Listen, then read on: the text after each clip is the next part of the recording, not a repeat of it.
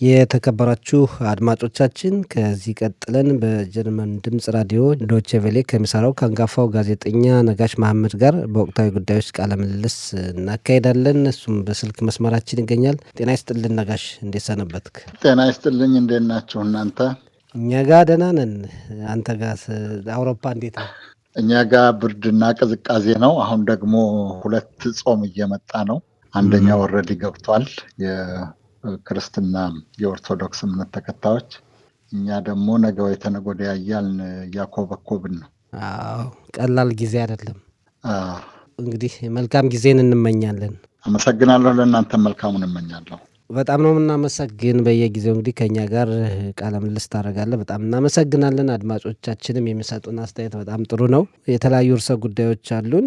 እስኪ እንደው በአሜሪካና ኢራን ድርድር እንጀምርና ዛሬ ሁለተኛው ዙር በጄኔቫና ምን አይነት ውጤት ሊያመጣ ይችላል? ምናልባት ከዛሬው ድርድር በፊት ትናንትና የኢራን የውጭ ጉዳይ ሚኒስትር አባስ አራግቺ እና ሌሎች የኢራን የኒኩሌር ባለሙያዎች ከዓለም የአቶሚክ ተቆጣጣሪ ድርጅት የበላይ ኃላፊዎች ጋር እዛው ጄኔቫ ውስጥ ተነጋግረዋል እና ይህ እንግዲህ ባለፈው ሰኔ እስራኤል እና ዩናይትድ ስቴትስ ኢራንን ከደበደቡ ወዲህ የመጀመሪያው ግንኙነት ወይም በይፋ የተደረገ ውይይት ነው ማለት እንችላለን። ምክንያቱም ኢራን ከዛን ጊዜ ጀምሮ የዓለም አቶሚክ ተቆጣጣሪ ድርጅትን የኒኩሌር መርሃ ግብሯን እንዳይከታተል አግዳ ነበረ፣ ለእስራኤል አዳልቷል በሚል ምክንያት።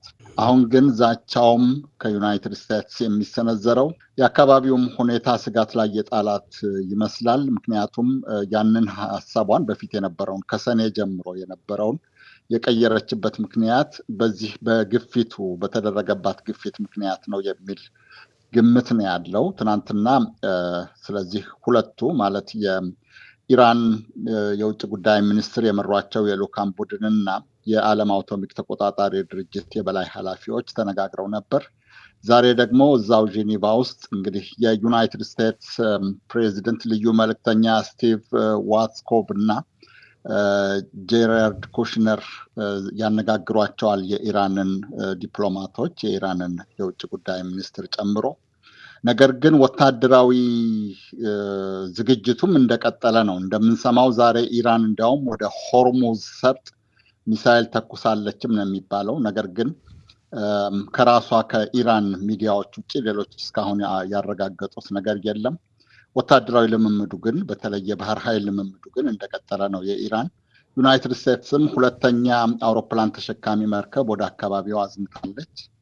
እንግዲህ ሁለቱም ዲፕሎማሲውም የውጊያ ዝግጅቱም እንደቀጠለ ነው። የትኛው እንደሚያሸንፍ አናውቅም። ብዙ ሰዎች እንደሚገምቱት እንደው ለጊዜ መፍጃ እንጂ ኢራንና አሜሪካ ሊስማሙ አይችሉም፣ ጦርነት መግጠማቸው አይቀሬ ነው የሚሉ አሉና እንዴት ታየዋለህ አንተ? እሱ በአንድ በኩል አለ። ምክንያቱም ሊታረቁ የማይችሉ ጥያቄዎች ወይም ጉዳዮች ናቸው እየተነሱ ያሉት። እስከ ቅርብ ጊዜ ድረስ ፕሬዚደንት ዶናልድ ትራምፕ ስልጣን እስከሚይዙ ድረስ ስለ ኢራን በተነሳ ቁጥር ብዙ ጊዜ የሚባለው የኢራን የኒኩሌር መርሃ ግብር ነበረ።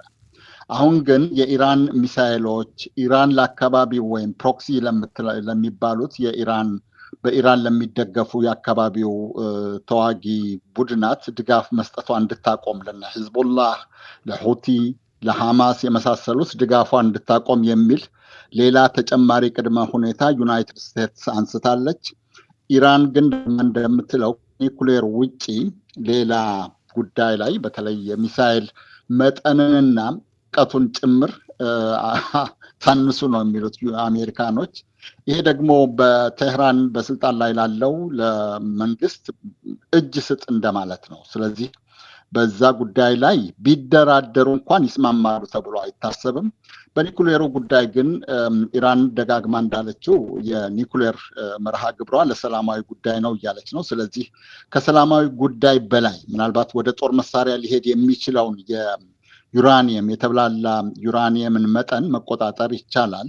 ሌሎቹን ግን ኢራን ታደርጋለች ብሎ አይጠበቅም። ዩናይትድ ስቴትስም እንደዚሁ ከያዘችው አቋም ፈቀቅ ትላለች ተብሎ አይታሰብም። አንድ ምናልባት የሰላም ተስፋ ሊኖር የሚችለው ለአጭር ጊዜም ቢሆን የአካባቢው ሀገራት በዩናይትድ ስቴትስ ላይ የሚያደርጉት ግፊት ነው። የጋዛ ጦርነት አሁን ሙሉ በሙሉ ቆመ ማለት ያስቸግራል። ነገር ግን ቢያንስ ካለፈው ጥቅምት ወዲህ ረግቧል። ስምምነት ተደርጎ እሱ ወዴት እንደሚሄድ አይታወቅም።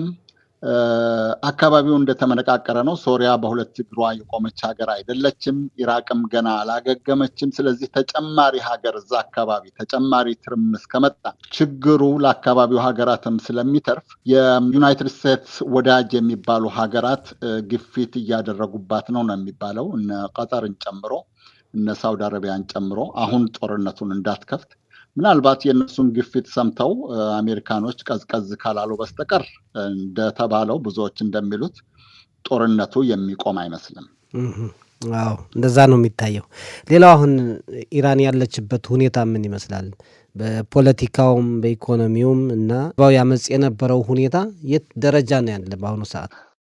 በጣም ከፍተኛ ደረጃ ነው ያለው። እነዚህ አያቱላሆች አስተዳደር እንዲወገድ በተለያየ አቅጣጫ ግፊት እየተደረገ ነው። ባለፈው ሳምንት እዚህ ሙንሽን ሚኒክ ውስጥ ስብሰባ ነበረ፣ የጸጥታ ጉባኤ የሚባል እዛ ጋር ከተጠበቀው በላይ ወደ 200,000 የሚገመት ኢራናዊ ነው ዩናይትድ ስቴትስ የቴህራንን አስተዳደር እንድታስወግድ በሰላማዊ ሰልፍ የጠየቀው። በየአካባቢው የሚደረገው ግፊት እንደዚሁ ተጠናክሯል። 47 ዓመት ሞላቸው እነሱም ስልጣን ላይ ከወጡ እና በዚህ 47 ዓመት ውስጥ እርግጥ ነው ብዙ ለውጦች ታይተዋል። ነገር ግን አብዛኛውን ሕዝብ የሚያረካ በተለይ የምጣኔ ሀብት ለውጥ አልታየም። ስለዚህ ያ የምጣኔ ሀብት ኪሳራ ከማዕቀብ ጋር ተደምሮ አስተዳደሩን ክፉኛ እየፈተነው ነው። ህዝቡን እያስቆጣው ነው። በቅርቡ በተደረጉ የተቃውሞ ሰልፎች ላይ ብዙ ሰዎች መገደላቸው ደግሞ ሌላ አሳሳቢ ደረጃ ላይ ደርሷል። ስለዚህ ከኢራን ህዝብ አሁን ስልጣን ላይ ያለው መንግስት ያለው ድጋፍ በጣም እየተመናመነ ነው።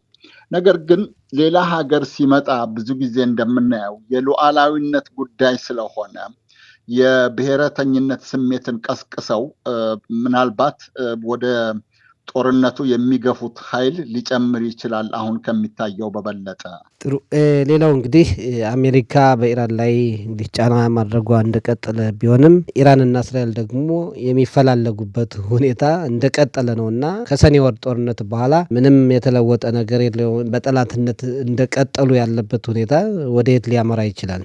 እሱም እንደቀጠለ ነው። ምናልባት የተረጋገጠ ምንጭ የለም እንጂ ጠቅላይ ሚኒስትር ቢንያሚን ኔታንያሁ በቅርቡ በዋሽንግተን ባደረጉት ጉብኝት ይህንኑ ዩናይትድ ስቴትስ ኢራንን እንድትመታ ግፊት ለማድረግ ነው የሚሉ ዘገቦች አሉ። የትራምፕን አስተያየት ዛጋ መገናኛ ዘዴዎች ያሰራጩትን አስተያየት ስናይ በእርግጥም ኔታንያሁ ውጊያውን ወይም ዩናይትድ ስቴትስ ኢራንን እንድትመታ መጠየቃቸውን ያሳያል። በአሁኑ ሰዓት ድርድር ነው የሚሻለው የሚል መልስ ነው ትራምፕ ሰጡ የተባለው። በአንድ በኩል የጠቅላይ ሚኒስትር ቢንያሚን ኔታንያሁ መንግስት ይህንን አሁን ጦርነት ባይጀመር የሚመርጥበት ምክንያት አለ ነው የሚባለው። የምርጫ ጊዜ ነው። ጋዛ ውስጥ በተደረገው ጦርነት እስራኤል በትክክል አሸነፈች አላሸነፈች የተለየ ነገር የለም። ከዚህ በፊት ሐማስ ያደረሰውን ጥቃት ትክክለኛ ምክንያት መርምሮ ህዝብን የሚያሳምን ምክንያት ማቅረብ አልተቻለም። ስለዚህ በሚቀጥለው ምርጫ ምናልባት የኔታንያሁ መንግስት ፈተና ሊገጥመው ስለሚችል ይሄ ጦርነት ደግሞ ተጨማሪ ችግር እንዳይፈጥር በምርጫው በሚደረግበት ወቅት ውጊያ ላይ ከሆነች እስራኤል አስቸጋሪ እንዳይፈጥር በሚል ትንሽ ቢዘገይ ይፈልጋል የሚል አስተያየት ነበረ የኔታንያሁ መንግስት። ነገር ግን አሁን እንደምናየው ግን የኢራንን መሪዎች ማስወገድ በዚህም ብሎ በዛም እስራኤል እንደ ረጅም ጊዜ ስትራቴጂ እየተከተለችው መሆኑን በግልጽ እናያለን። ሌላውን ነገር ከጊዜ ጋር የምንመለከተው ይሆናል። አሁን ወደ አፍሪካ እንሂድና የአፍሪካ ህብረት የመሪዎች ጉባኤ እንግዲህ ያው ተካሂዷል እና የተነሱ ጉዳዮች ምን ናቸው? በአፍሪካ ህብረት ብዙ ጉዳዮች ተነስተዋል። ዋና ዋናዎቹ አሁንም ጸጥታ ወይም ሴኩሪቲ ነው። ከዛ ቀጥሎ ድርቅ አለ። ከዛ ቀጥሎ ደግሞ ወጣቶች ስራ ማጣታቸው አለ። እነዚህ ጉዳዮች ተነስተዋል። ነገር ግን ለሁሉም ጉዳይ አጥጋቢ መልስ አግኝቷል ማለት አይቻልም። በሀገራት ውስጥና በሀገራት መካከል የሚደረጉ ግጭቶች አሁንም እንደቀጠሉ ነው። ጦርነቶቹን ለማቆም የአፍሪካ ህብረት አቅም ያለው አይመስልም ብዙ ቦታ በብዙ ጉዳይ ላይ። ነገር ግን አንስተው ተነጋግረዋል። የጠመንጃውን ላንቃ እስከ 2030 ድረስ ማዘጋት የሚል በ2013 የወጣ መመሪያ ነገር ነበረ። ነገር ግን አሁን 2030 ሊቀርብ 4 ዓመት ገደማ ነው የቀረው። በዚህ ጊዜ ውስጥ ያ ገቢራዊ ይሆናል ተብሎ አይታሰብም። አንድ ጥሩ ነገር ያንን እስከዛሬ የሄዱበትን መንገድ ጦርነትን አፍሪካ ውስጥ ለማቆም ለምን አልቻልንም የሚል ጥያቄ አንስተው ሪቪው እንደገና ከልሰውታል ያንን መመሪያቸውን እና ምናልባት አዳዲስ ነገር ከጨመሩበት መፍትሄ እንዲያው ለሚቀጥሉት ዓመታት መፍትሄ ሊሆን የሚችል ነገር ይጠቁማል። ለጦርነቱ መስፋፋትና መቀጠል ራሳቸው የአፍሪካ መሪዎች አይደሉም ወይ ተጠያቂዎች? ራሳቸው የአፍሪካ መሪዎች ተጠያቂዎች ናቸው። የውጭ ጣልቃ ገብነትን በዚህም በዛም ብሎ ደግሞ ተጠያቂ የሚሆንበት ምክንያት አለ። አንድ ምሳሌ ልጥቀስልህ። 2013 ላይ አሁን ስልጣን ላይ ያሉት የግብፅ ፕሬዚደንት ያኔው ማርሻል ወይም ጀነራል በመፈንቅለ መንግስት ስልጣን ያዙ። በዛ ጊዜ የአፍሪካ ህብረት ግብፅን ከአባልነት በየቦታው መፈንቅለ መንግስት ሲደረግ እንደሚያደርገው ከአባልነት አገለለ። 2014 መጀመሪያ አካባቢ ደግሞ የአውሮፓ ህብረትና የአፍሪካ ህብረት ጉባኤ እዚህ ብራስልስ ሲደረግ ነበር። የሁለቱ አህጉራት መሪዎች የሚያደርጉት ጉባኤ።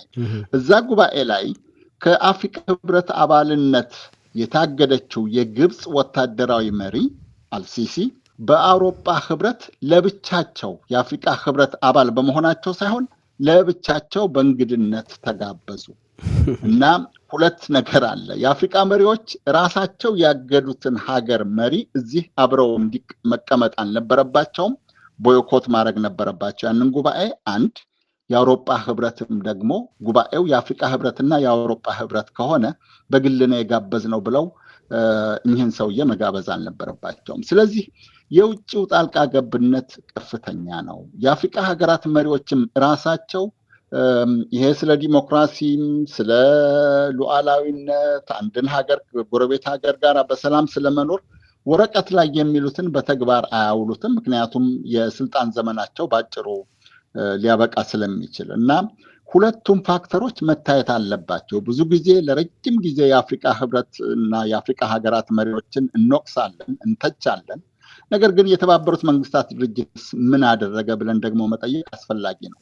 የተባበሩት መንግስታት ድርጅት ቻርተር የሀገራት ሉዓላዊነት ተጥሶ አሁን ጥር ላይ ነው ዩናይትድ ስቴትስ የቬኔዙዌላን መሪ ከመኝታ ቤታቸው ማንቁርታቸውን ይዛ የወሰደችው።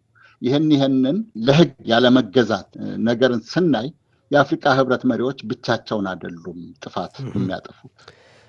አሁንም እዚሁ እንደው አፍሪካ ጥይት ማይጮህባት አህጉር እንድትሆን ፍላጎታቸው ጥሩ ነበር። አሁን እንደገለጽከው የተለያዩ ምክንያቶች አሉና አሁንም የበለጠ እንደውም ምስራቅ አፍሪካ እየታመሰ የመጣበትን ሁኔታ ተመልክተናልና ይባስ ብሎ ደግሞ አሁን በኢትዮጵያና ኤርትራ መካከል ሌላው ውጥረት ተፈጥሯልና ይህንስ እንዴት ታየዋለህ? ከፍተኛ ውጥረት ነው ያለው። ወታደራዊ እንቅስቃሴዎች በሰፊው እየታዩ ነው። ወደ ትግራይ ክልል ከሌሎች የኢትዮጵያ ክልሎች ትግራይ ክልል ያው እንደምናውቀው ኤርትራን የሚያዋስን ነው። ምናልባት የቀድሞ የትግራይ ባለስልጣናት በዚህ ውስጥ የሚሳተፋሉ ተብሎ ይታሰባል። ያኔ ከ2 ዓመት በፊት በነበረው ጦርነት የተደራጀው የትግራይ መከላከያ ኃይል የሚባለውም ከኤርትራ ጎን ሆኖ የኢትዮጵያ መከላከያ ኃይልን ይወጋል ተብሎ በሰፊው እየተወራ ነው። ግን ቢያንስ በኢትዮጵያና በኤርትራ መካከል አሁን ከፍተኛ የሆነ ውጥረት ነው ያለው። የትግራይ ተዋጊዎች ወደ የትኛው እንደሚሆኑ በግልጽ ማወቅ ቢያስቸግርም ውጥረቱ በጣም ተባብሷል። ወታደራዊ ዝግጅቱም እንደቀጠለ ነው። ሰሞኑን የተለያዩ ሀገሮች የሳውዲ አረቢያ፣ ዛሬ ደግሞ የቱርክ ዲፕሎማቶችና መሪዎች አዲስ አበባን እየጎበኙ ነው እና ኢትዮጵያ ላይም በሆነ ደረጃ ግፊት እየተደረገ እንደሆነ እንሰማለን። ጦርነቱ እንዳይጀመር ግን ትንሽ የዘገዩ ይመስለኛል። አሁን ኢትዮጵያና ኤርትራ ያው ብዙ ተጋጭተዋል ከአሁን በፊት እናውቃለን። ያ ሁሉ ነገር ረገበ ተብሎ ጠቅላይ ሚኒስትር አብይ አህመድ የሰላም ኖቤል የተሸለሙበት ሁኔታ ተመልክተን ነበር። የበለጠ አሁን ሊቀራረቡ ነው ሲባል ሌላ ውጥረት ውስጥ መግባቱ እንዲያው የወደብ ጥያቄ ብቻ ነው ወይስ ሌላ በዛ በምስራቅ አፍሪካ ሌላ የኢኮኖሚና ሌሎች ጥቅሞች ፍለጋም አለበት? ሁል ጊዜ እንግዲህ አንድ ነገር ግጭትም በለው ምርጫ ይሁን ሌላ ነገር ሲመጣ አንድ ሰበብ የሚሆን ነገር መፍጠር ቀላል ነው፣ በተለይ ለሀገራት መሪዎች። አሁን ጎልቶ የምናየው እኛ የወደብ ጥያቄ ነው። ነገር ግን ከወደብ ጥያቄ ውጭ ኢትዮጵያ ውስጥ በህዝባዊ ወያኔ ሓርነት ትግራይ እና በኢትዮጵያ ፌዴራዊ መንግስት መካከል ሁነኛ የሆነ መተማመን የለም። አንዱ ሌላውን ለመጣል ሁለቱም እያደቡ ናቸው። የህዝባዊ ወያኔ ሓርነት ትግራይ ህወሓት ሁለት ቦታ ተከፍሎ አንደኛው ቡድን ከአዲስ አበባ ፌዴራዊ መንግስት ጋር እየሰራ ነው። ይሄ የፕሪቶሪያ ከሚባለው ስምምነት በኋላ በግልጽ የሚታይ ነው።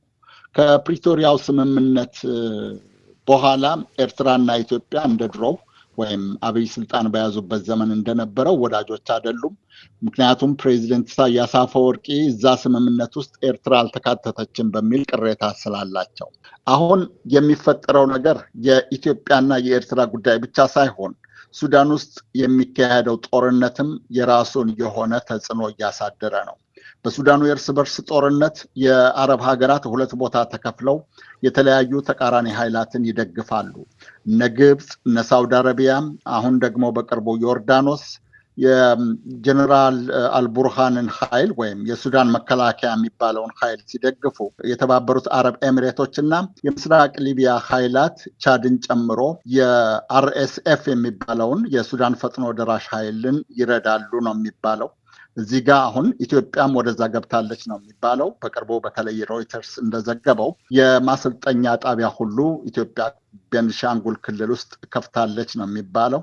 ስለዚህ የተወሳሰበ ነው። ኤርትራ ከነ ግብፅ ጋራ ከነ ሳውዲ አረቢያ ጋራ ሆና ወደ መከላከያ ኃይሉ የሱዳን መከላከያ ኃይል ታዳላለች። ከዚህ ቀደም ጦርም አዝምታ ነበር ነው የሚባለው።